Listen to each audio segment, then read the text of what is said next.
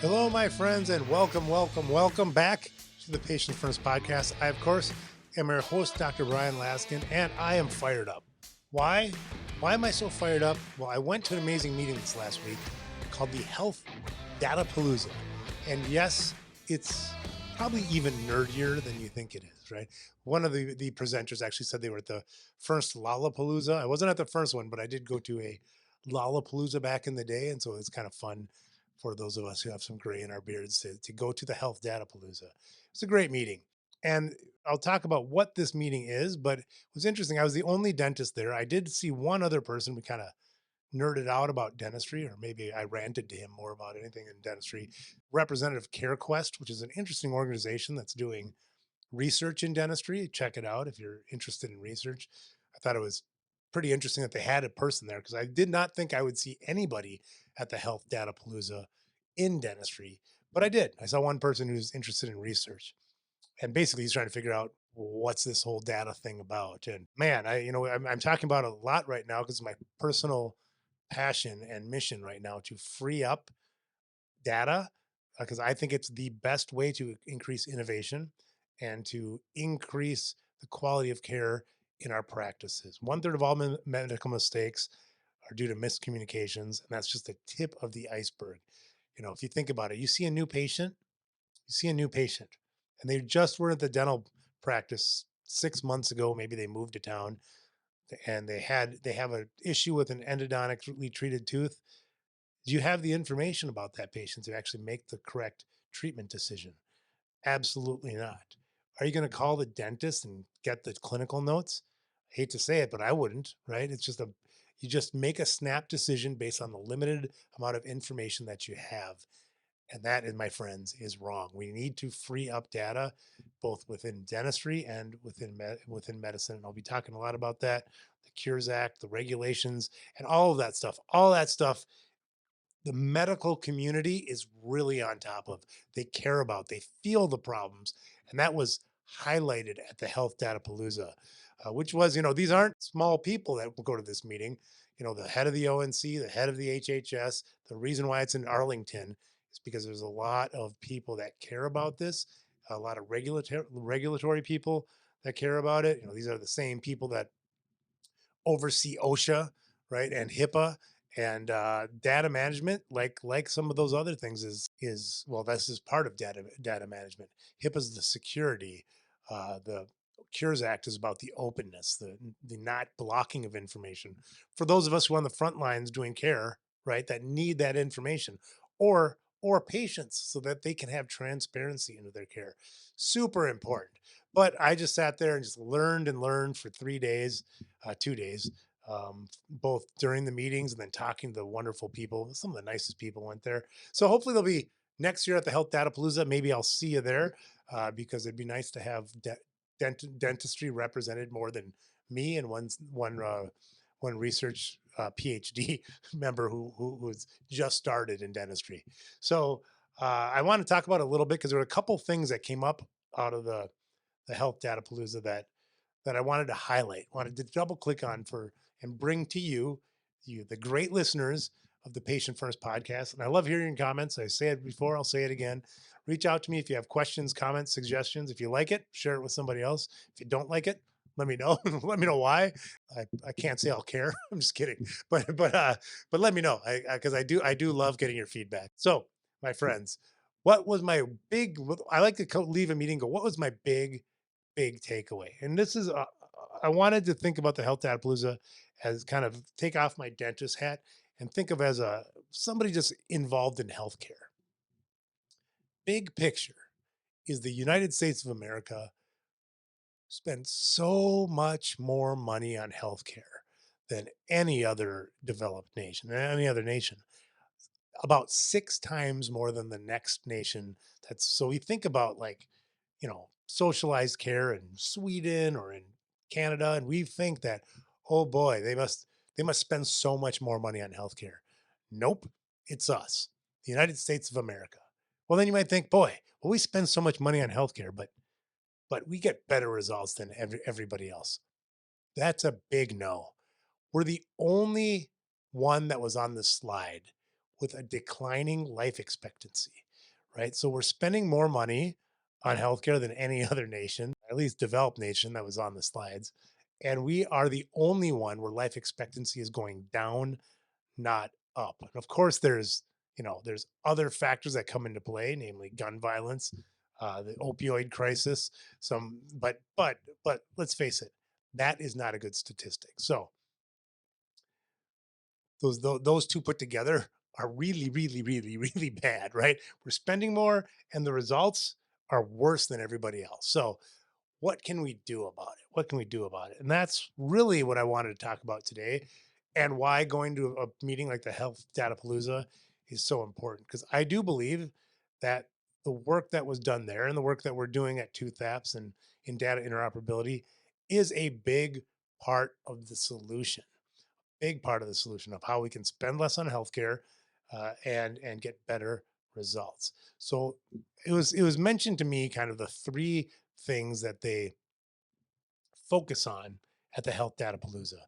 And I want to highlight those because I think these are each very important and importantly, not at all focused on in dentistry, right? So this is if you can get involved with one of these three focus areas, I think you're going to be able to move what we do in dentistry in a way that's going to help out our patients so that I mean, massively, not in a small way. I think that these are the three biggest things that we can work on if our goal is to improve patients' oral health. Now, I'm not talking about clinical dentistry here, right? I'm talking more macro, outside of the walls of your dental practice. What can we do to improve healthcare, improve oral health? Obviously, if you're directly treating patients, that patient in front of you is the most important thing. What I'm talking about, though, if you want to do any work outside of the walls of your practice to fundamentally improve health of patients, these are the three things that I think are important. And was interesting. I was only thinking about number one when I went down to the Health Data Palooza. I didn't even wasn't even aware of the other two as much, but it was highlighted to the point where I just went, wow, these people at the Health Data Palooza really know what's going on. Number one is the secure, open data transfer of information in healthcare. We've talked about it before on this podcast recently, and I'm going to be talking about it a lot going forward. But the patient owns their electronic health information. This is legally part of the patient. And in dentistry, good luck if you're a patient getting access to that. We're trying to change that at ToothApps and Dental Standards Institute, the American Dental Association standards. We're all trying to solve that problem. But today it is completely broken. Dental providers should have access to all the information so they can make the highest quality decisions that they can. And today, that's broken too. That's horribly broken. I mean, if you decide that PMS system that you bought in 1990s archaic and not HIPAA compliant, and you want to change to a different system, there's real fear about transferring the information that the patient owns and that you're the steward of. That, my friends, is not just philosophically wrong. It's not just immoral. It is completely illegal now. So let's fix it. Let's fix it. If you want to join, just shoot me a note. I'd love to have you part of that movement that we're doing to help unlock the data prison that sits in the wall of your practice that you own, your patients own, and you don't even, neither one of you even have access to. So let's get secure, open data sharing between all of our providers and give patients access to their own information. That's my call to action with number one. And that's a big part. That's why it's called the Health Data Palooza, because that's what their sort of stated mission is. That's why I went down there. And I was invited by somebody who used to work at the HHS, phenomenal person. And man, just what they had no idea, frankly, what's going on in dentistry. And we don't even know in dentistry how big of an issue this is. So that's my call to action with number one and the number one focus area of the Health Data Palooza. Number two, I'm very, very intimately involved with right now. It is standards. Standards and also regulations, which I'm not as involved with yet, but getting there. It's talking about aligning the profession and enforcing those alignments so that people can use them. Think about simple things like the USB plug that you have in some devices versus the Apple connector, right? In Europe, they're forcing Apple to switch to the USB. And any of one of you that uses Apple devices and then other devices, there's that. Why can't they just use one connection? That's what standards are all about. Or JPEG. What if you had a special format that you could only view through some Microsoft product and you couldn't view it on an Apple device or through Google? It'd be such a pain. But this is what we live with in dentistry all the time. One standard in dentistry, DICOM, makes it easy to share images like X-rays, right? What if you could only view your X-rays within one system, and then the endodontist that used a different system? Standards are important, and then having regulations in place like the Cures Act that enforce usage of those standards, vitally important. And also the second stated piece of the health Datapalooza, which is why it was, like I said, why it was in just outside of DC, because there's a lot of regulators, people who work in standard development in medicine.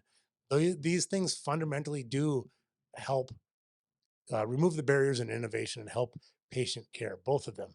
Open data, having standards and regulations in place. If you want to get involved, let me know, because I this is, kind of what I'm working on now, in addition to creating the technologies that implement these things. And the third thing is, I was just shocked. The third focus area of the Health Data Palooza, I was shocked about uh, in a positive way. It is patient advocacy, or as I learned, a better term for it, patient partnership, which is funny. I wrote a book called The Patient First Manifesto. If you don't have a copy, there you can get it for free. Just click around this video. There'll be a link. I have a podcast called the Patient First Podcast. Went down to a meeting and didn't even know that a major initiative for the Health Data Palooza is showcasing the partnership with patients, putting patients first. And part of that was having some great patients that we'll have on this podcast telling their stories, several of which had dental manifestations of their issues that drove them into doing patient advocacy work. Very enlightening hearing these patient stories and learning how their perspective of what it means to be a patient advocate or a patient partner. What, even simple things like sunsetting the term compliance and replacing it with the word adherence. And then I know some of them didn't even like the word adherence, because if you think about it. If we say in dentistry something as simple as, how are you being compliant with your flossing? Well, if 95% of the population don't floss regularly, isn't this is really about compliance? I guess so, to some degree, but to another degree, are they adhering to the treatment plan? Or, like, because compliance really, it changes the dynamic. It doesn't that's not partnering with patients for their care.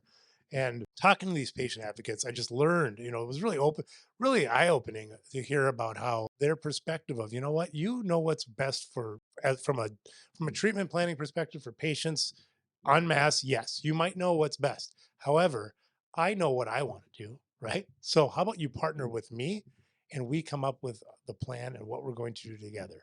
It's very, very challenging, I know, for us as a profession to hear that. I think it's important. If we truly want to improve the oral health, the oral wellness of our patients, it's important to view our patients as partnered in their care that we're delivering. Obviously, some will, as a partner, will be more amenable to what we suggest and more adherent to our plans, and some may not. And that is the way the world works, because unfortunately, people have their own free will to do things, right? Or maybe I shouldn't say unfortunately. Fortunately, people have their own free will to do things, and we have to take that into account. And so I don't talk about new meetings that often that I go to here, but I wanted to kind of detail out the Health Data Palooza, because I thought it was incredibly insightful for me to go there and hear what's going on a macro level within medicine and how we can bring it to dentistry. And to recap, the three things that I think are important. These aren't the only three things, but these are three things that are incredibly important to help improve our industry of dentistry for patient care, for ourselves, and to increase innovation so that we can do things a better way.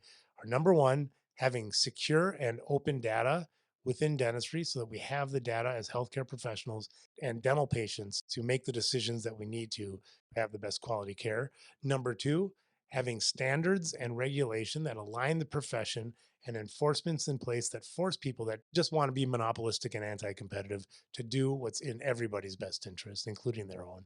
And number three, advocating for patients, partnering with patients to deliver the highest quality care we can for that individual patient, right? So hopefully you found this helpful, enlightening. I certainly did when I went there. And hopefully next year I'll see you at the Health Datapalooza. And I definitely will see you right here next week on the Patient First Podcast.